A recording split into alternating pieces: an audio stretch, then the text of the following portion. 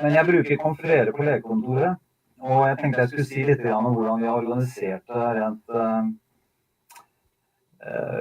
innad på kontoret. Vi har litt forskjellige løsninger, de legene som jobber her. Selv om alle bruker det, så bruker vi det på litt forskjellige måter. Jeg har da organisert jeg har plukket ut tider på dagen på min arbeidsdag som passer til å ha videokonsultasjoner, og da spesielt en tid som passer for å ha drop-in-konsultasjoner. Det vil si at folk som har denne adressen i Confrere, og som ønsker å snakke med meg, de kan bare logge seg på det digitale venterommet. Og så får jeg da selvfølgelig umiddelbart en tekstmelding på min mobil og kan hente dem inn, men det er et forhåndsavtalt tidsintervall, og per tiden så er det mellom 3:30 og 4 hver dag, ikke fredag. Det er altså en drop-in. Den blir folk gjort oppmerksom på enten ved at de vet det fra før, eller at de kontakter legekontoret og får da en standard tekstmelding gjennom System X som vi bruker, tilbake til seg selv, hvor nettadressen står og tidsrommet. Så at de kontakter kontoret, vil snakke med meg, så spør sekretæren, vil dere ha video? Ja, gjerne det. Ok, da har vi drop-in, og så trykker de ut en SMS tilbake til klienten, som da vet hvilken nettadresse som skal brukes, og tidsrommet som er aktuelt. Det meste av min videovirksomhet i dag, det foregår på den måten, som drop-in. Så har jeg altså forhåndsbestilte videotimer på min digitale internettimebok fra 3 til halv 4, som folk også kan bruke.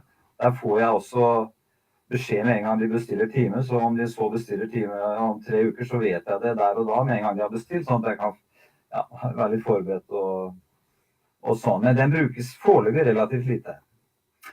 Så har vi også mulighet selvfølgelig til å når vi har en pasient, og si at ok, om 14 dager møtes vi på video, skal vi snakke om prøvene som vi tar i dag. Altså vi avtaler forhåndsvideoer når som helst. Altså i en vanlig arbeidsdag med pasienter gjøres også til en viss utstrekning. Og da har vi laget en standard tekstmelding som gjør det at pasienten ikke trenger å logge seg på tidspunktet. Altså når vi når tidspunktet og legen er klar, så sender legen en SMS til pasienten at nå er vi der, ikke sant? Nå kan du logge deg på. Sånn at de slipper å ligge pålogget og vente. Det er jo ofte forsinkelser og litt forskyvning og sånn. Så det brukes, det er flere av kollegene mine som bruker det mer enn jeg gjør. I tillegg så har vi at noen pasienter kobler seg opp og tror det er drop-in, og så er klokka 11, mens det skulle vært fra halv 4, ikke sant? Og da har jeg en standard SMS bare på mobilen min, så jeg bare svarer dem på mobilen at tidsrommet er mellom halv 4 og 4, vennligst kom igjen. Altså, det er veldig enkelt å ta, det er ikke så mye av det, men det hender, ikke sant? I tillegg så har jeg 3 psykologer som samarbeider med meg, som da er satt opp som teammedlemmer i min konferere-løsning, kan du si. Så når pasientene logger seg inn, enten det er fra legekontoret eller også noen utenifra, driver litt forskjellige andre ting, bedriftshelsetjeneste og litt sånn, så kan de logge seg inn, kan de velge hvem av oss de vil snakke med. Og vi har psykologer nå som jobber med konsultasjoner digitalt gjennom konferere, altså kognitiv og annen psykoterapi gjennom konferere. For det er lange avstander i vår region, og det er veldig begrenset psykologtilbud. Så noen sitter på Andøya, og det er 2,5 timer å kjøre hit, og de får da en videotilbud med psykolog, og det ser ut til å fungere godt. Jeg er godt fornøyd. Jeg har fått psykologene, jeg har ikke gjort noen pasientundersøkelse på det, men det er studier som viser at det der fungerer. Så sånn er det. Jeg bruker også konferere eller video litt som bedriftslege, har bedriftslegekonsultasjoner med klienter rundt omkring i Vesterålen gjennom videoen. Det er å spare masse reising på det.